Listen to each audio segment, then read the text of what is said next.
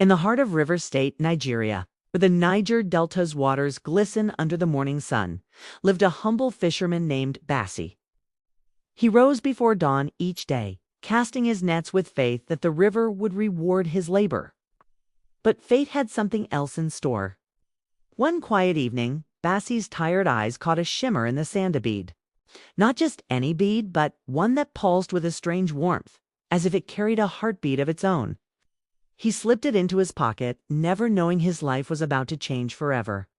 Wishes whispered into the night suddenly came true. Food appeared, riches multiplied, and his family went from hunger to abundance. But as greed grew heavier than gratitude, the river stirred. Because what Bassie didn't he know was that this bead belonged to someone far greater than him, Mami Wata, the river goddess. And when humans forget humility, the spirits remind them in ways they will never forget. Before we dive deeper into this breathtaking Nigerian folktale, take a moment to support our channel.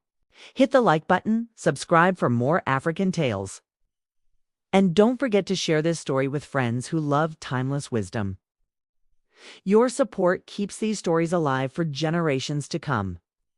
In the small fishing village along the Niger Delta, life was measured by the rhythm of the river. Each sunrise meant another chance for survival, another cast of the net, another prayer whispered into the wind. For Bassie, a fisherman known for his calloused hands and weary eyes, the river was both a friend and a stubborn foe. Some days it gave. Most days it did not. Bassie lived simply with his wife, Comfort, their son Ama, and their adopted daughter Aduni. But adopted never meant loved. While Ama ran free with other boys, Aduni rose before dawn to sweep the compound, fetch water, and prepare meals. No matter how hard she worked, Comfort always found fault.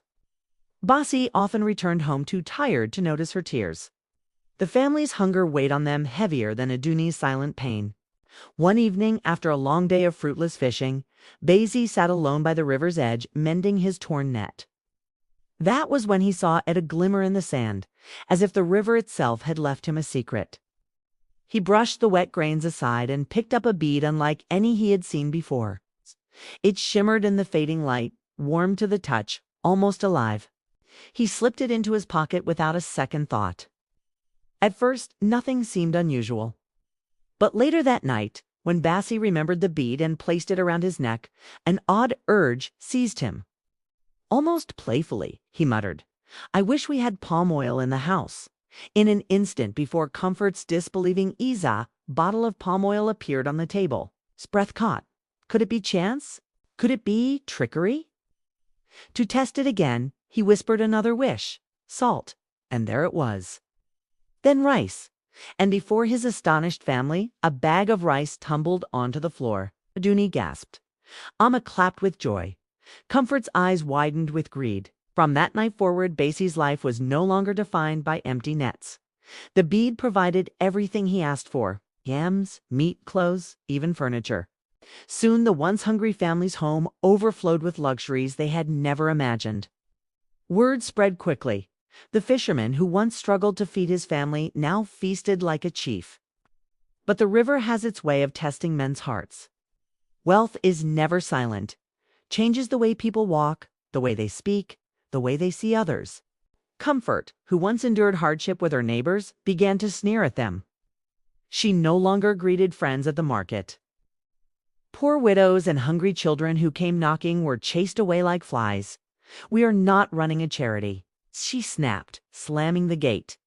Bassie, too, hardened. His old friend Patrick, a flute player who could barely feed his children, came to him one day with tears in his eyes. "Brother, please, share just one yam. My children haven't eaten in 2 days." But Bassie's heart, once humble, was now stone. "Find a real job, Patrick. My food is mine." "Work for your own." Patrick left with trembling hands and eyes heavy with betrayal. And what of Aduni? The bead that brought her father wealth brought her more suffering. Comfort no longer hid her disdain. She called the girl a servant, stripped her of the right to call them mama or papa, and worked her harder than ever. Aduni wept silently under the moon, wondering who she truly was and why her life carried so much sorrow, even in a house drowning in riches. Yet while Bassie basked in his newfound fortune, unseen eyes were watching. Deep in the river, beneath its glittering surface, the goddess Mami Wata stirred. The bead Bassie now clutched so tightly was no ordinary jewellet, was her sacred treasure, the key to her power and her path home to the underwater kingdom. And though Bassie thought he had found luck, he had in truth stolen destiny itself. For now the bead fed his wishes. But the river and its goddess do not give without cost. The bead had turned Bassie's hut into a palace, but what glitters in human hands often burns in the eyes of the spirits. Whispers spread through the village about his sudden wealth, and soon Chief Okoro, the medicine man, came with a warning. "Bassie," he said gravely, "the spirits are restless. Do you have something that does not belong to you? Return it before it destroys you." But Bassie laughed. "Are you jealous of my success, old man? I worked for what I have. Leave me be." His arrogance blinded him to every warning. Even when Aduni, trembling, told him of a dream where a woman of the river commanded him to return the bead, Bassie struck her across the face. "Nonsense. Don't call me Papa. We are not your family." His cruelty left Aduni sobbing under the trees, her heart broken. Then came the night of reckoning. As the family sat to eat, the room suddenly chilled. A mist rose from the floor. The lamp flames flickered out, and the air filled with the roar of unseen waters. From the fog emerged Mami Wata, radiant and terrifying, her hair flowing like waves, her eyes glowing like stars, her presence shaking the very walls. "You were warned," her voice thundered. "You found what was mine, and instead of seeking its owner, you used it for selfish gain. You fed greed while others starved." Bassie froze, paralyzed with terror. Comfort tried to hide, but Mami Wata's gaze pinned her like a spear. "And you, woman, you made an innocent child a slave, forgetting the promise your husband once made." Bassie begged, "Please forgive us." "We did not know. You knew the goddess," replied coldly. "Your conscience told you, but you chose greed." With a wave of her hand, she stripped them of their riches. Food vanished, fine clothes turned to rags, and their proud walls became bare mud again. Then came the curse. "From this day, until you learn kindness and generosity, you shall live in darkness." In an instant, Bassie and Comfort lost their sight. They stumbled in terror, blind and helpless. Only Aduni remained untouched. Mami Wata turned to her, her tone softening. "My child, do not be afraid. You are his blood, his true daughter, though he forgot his promise. Your mother, Ego, entrusted you to me long ago, and I have watched over you." Aduni's eyes filled with tears as the goddess placed a small bead in her hand. "This is yours. It will grant wishes, but only when used to help others. The power now belongs to you." From that day forward, Aduni led the family. Though Bassie and Comfort could no longer see, she guided them toward a new path, one of service, generosity, and humility.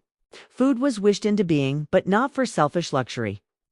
Instead, Aduni fed the hungry, clothed the poor, and welcomed widows and orphans. The family, who was once despised as stingy, became known as River State's most generous. Even Comfort, slowly humbled by her blindness, learned compassion.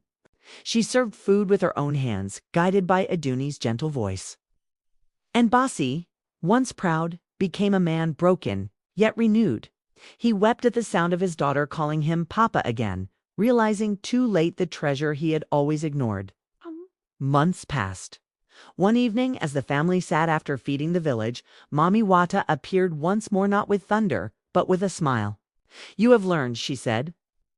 "Wealth is not in what you keep, but in what you give. Because your hearts have changed, your eyes may open again." Light returned to Bassie and Comfort. The first sight they beheld was Aduni's face, radiant, smiling, forgiving. Bassie wept and embraced her. "My daughter, my true daughter, forgive me." From then on, the fisherman's home became a place of hope. Travelers told the tale across Nigeria. the greedy man who lost everything and found the true meaning of wealth through his daughter heart. And by the river, Mami Wata watched, satisfied, for the greatest magic was never in the bead. It was in a heart that chose to give. And that, dear friends, is the story of Bassie the fisherman who found fortune in a bead, but discovered the true treasure in humility and kindness. This Nigerian folk tale from River State reminds us that greed blinds, but generosity heals. If this tale touched you, don't let it end here. Share it with someone who needs the reminder that the greatest wealth is a giving heart. And if you enjoyed today's story, please like, subscribe, and comment below with your favorite part. Was it the moment Bassie found the bead, or when Mami Wata revealed the truth to Aduni? Until next time, keep your heart open and remember the spirits are always listening.